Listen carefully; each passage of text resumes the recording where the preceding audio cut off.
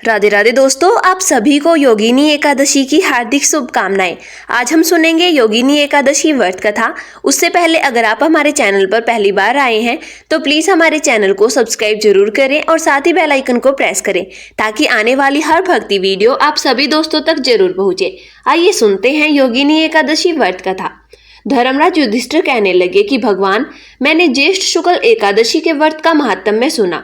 अब कृपया आषाढ़ कृष्ण एकादशी की कथा सुनाइए। इसका क्या नाम है, क्या महात्म्य है, यह भी बताइए।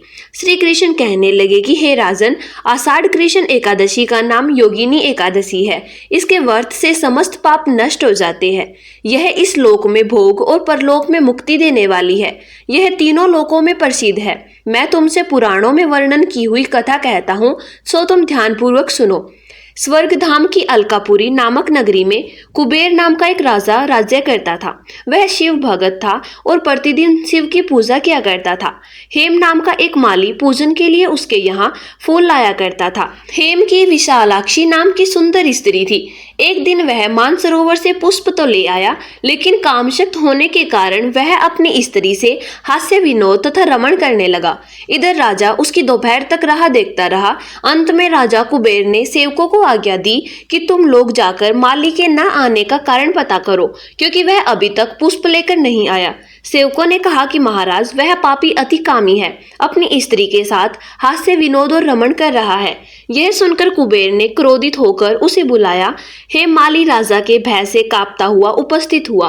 राजा कुबेर ने क्रोध में आकर कहा, अरे पापी, नीच, कामी, तूने मेरे परम पूजनीय ईश्वरों के ईश्वर श्री शिवजी भगवान का अनादर किया है। इसीलिए मैं तुझे श्राप देता हूँ कि तू स्त्री का वियोग सहेगा और मृत्युलोक में जाकर कोढ़ी होगा। कुबेर के श्राप से हेममाली का स्वर्ग से पतन हो गया और वह उसी क्षण पृथ्वी पर जा गिरा। भूतल पर आते ही उसके शरीर में श्वेत कोढ़ हो गया। उसकी स्त्री भी उसी समय अंतर्ध्यान हो गई। मृत्युलोक में आकर माली ने महान दुख भोगे। भयानक जंगल में जाकर बिना अन्न और जल के भटकता रहा।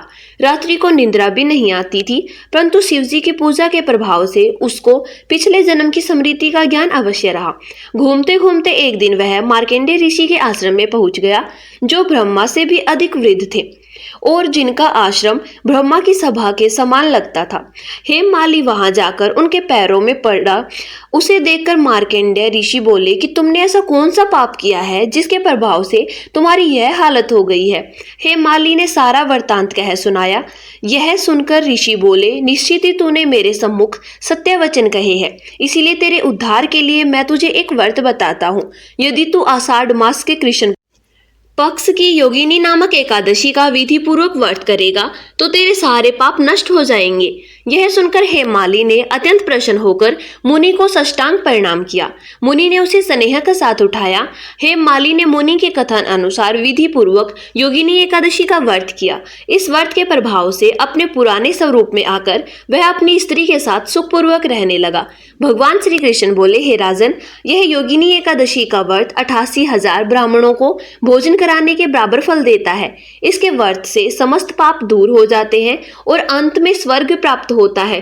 तो भक्तों, प्रेम से बोलिए विष्णु भगवान की जय, एकादशी माता की जय। दोस्तों, आशा करती हूँ कि आपको यह कथा अच्छी लगी होगी।